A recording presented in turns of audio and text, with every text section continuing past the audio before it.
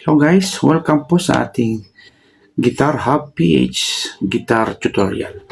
So, ang para sa ating first video ay pag-aral natin ang apat na basic chords na pwede mong matutunan sa video ito. So, meron tayong apat na basic chords na pwede mong pag-aralan sa loob ng 5 minutes. So, meron tayong G, E minor, C, at saka D. So, yan po yung ating 4 basic chords na pwede yung matutunan sa loob lang ng 5 minutes. So, narito yung ating mga chords. So, meron tayong G. Ayan, G. Ayan, nakikita niyo po, G. Ayan po, G. Ayan. Para sa ating second chords ay E minor. Ayan po, E minor po. Sundan niyo po yung nakanda sa screen. E minor. So, meron tayong pangatlong chords ay C. So, C. Andyan po yung C. So, meron tayong pang-apat na chords ay yung D. Ayan, D po. So, andyan po. Tignan nyo na po sa screen yung paano po ilagay yung key of D. Ayan, key of D. So, review tayo. Sa first chord is G. Ayan. Ito po yung una, pangalawa, at saka yung pangatlo. Ayan po, G. G. Tapos, meron tayong E minor. Ayan po, E minor. Tapos, C. And then, D. So, yan. Sa loob lang ng 5 minutes, pwede mong ulit-ulitin ho yung apat na chords niyan. Basic guitar chords para sa mga beginners.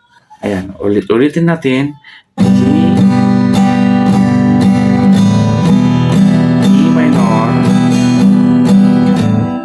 C, D,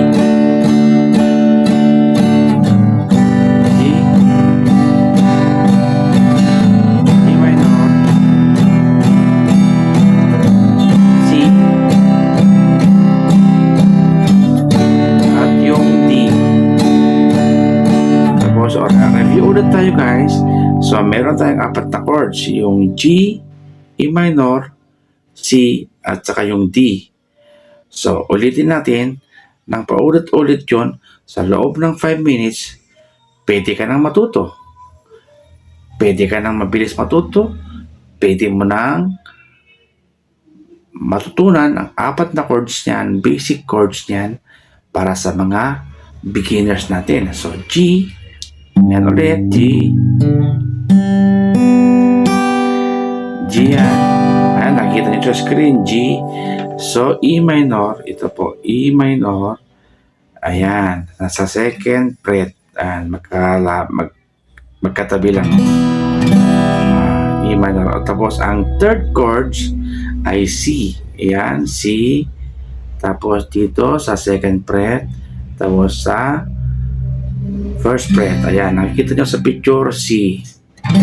Tapos, para sa pang-apat na chords ay D. Ayan. Dito, sa second string, sa third fret, third string, third fret, second string, at saka sa second fret, first string. Ayan. Ayan, nakita nyo sa picture yan, D chords. Okay. Para sa review tayo. So, G, E minor, C, D. So, ulit-ulitin nyo po lang yan guys. Sa loob ng 5 minutes, pwede ka nang matutong mag-gitara. Ulit-ulitin mo yan para ma-practice mo kung paano yung tamang tipa. Tamang lagay ng daliri, tamang string, yan po yung pinaka-basic guitar chords para sa mga beginners. So, hanggang dito na lang po muna tayo guys. Huwag natin kalimutan mag-like, comment, share, at subscribe sa ating YouTube channel, Guitar Hub PH. Bye-bye!